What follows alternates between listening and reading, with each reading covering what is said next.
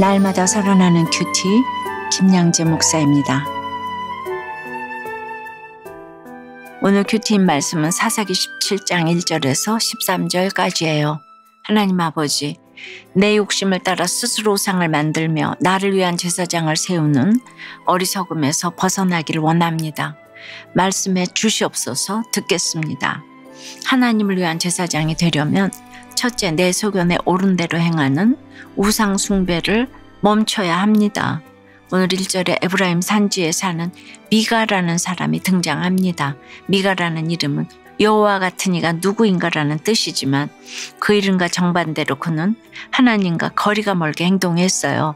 2절을 보면 미가는 어머니가 잃어버린 은 1100개를 도둑질했다가 어머니가 저주하는 소리를 듣고 두려워서 돌려드리지요. 미가의 고백은 진정한 회개라기보다는 저주받을 것을 두려워하는 마음에서 나온 것이었어요. 그의 어머니는 아들이 은을 돌려주자 내 아들이 여호와께 복받기를 원하노라 하며 갑자기 태도를 바꾸지요. 우리도 자녀가 잠깐 반성하는 듯한 모습만 보여도 쉽게 감격하고 제대로 된 회개가 없는데도 축복해 줄 때가 있잖아요. 딱 그런 거예요. 3절에서 미가의 어머니는 그 은 1100개를 모두 여호와께 드리겠다며 그 돈으로 신상을 만들어 하나님께 구별하여 바치겠다고 합니다. 하나님께 드리는 헌금이라면서 우상을 만드는 어리석음을 범하고 있네요.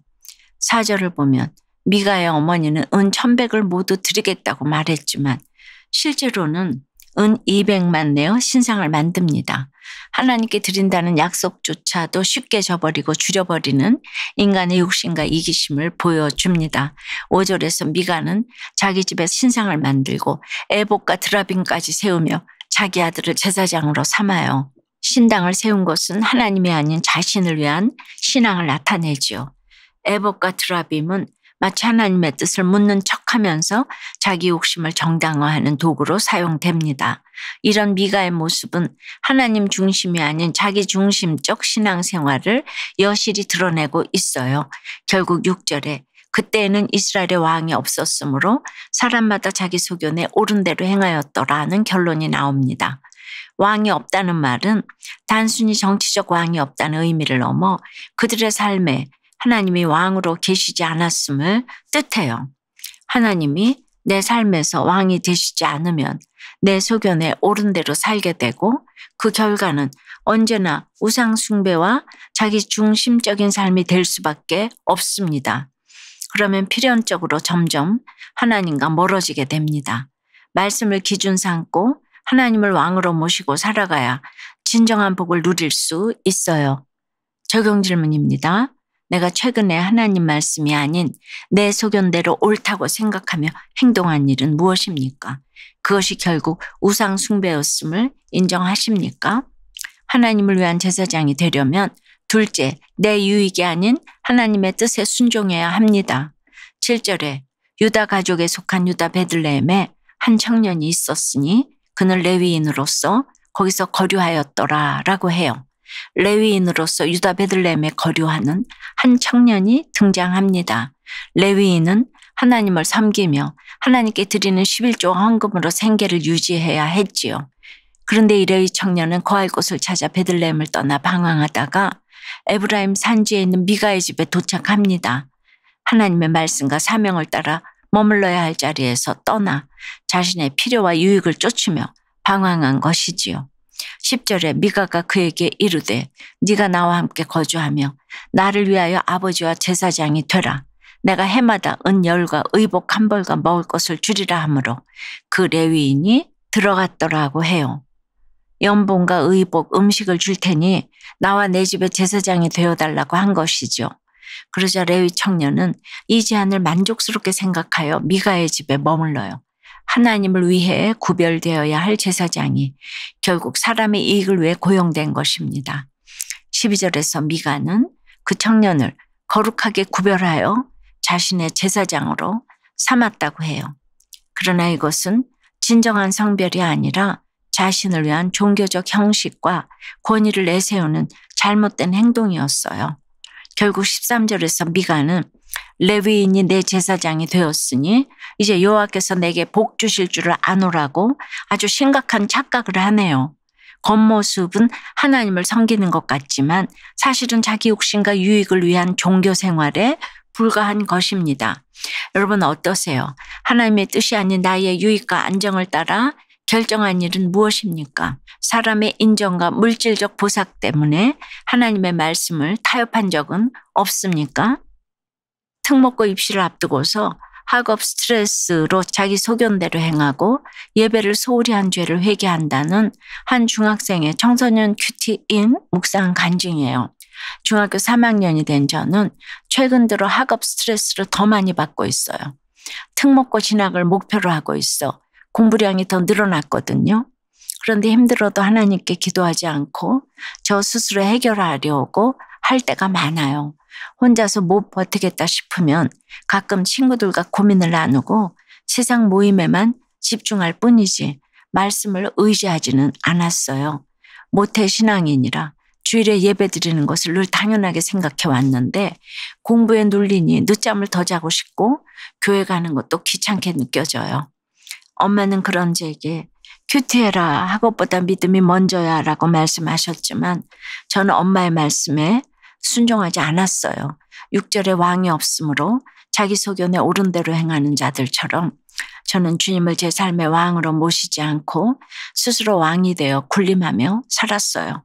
예배드리기 위해 구별된 레위인이 미가의 유혹에 넘어간 것처럼 저도 공부를 우상으로 삼는 세상 풍조에 휩쓸려 예배를 소홀히 했음을 깨닫고 회개해요.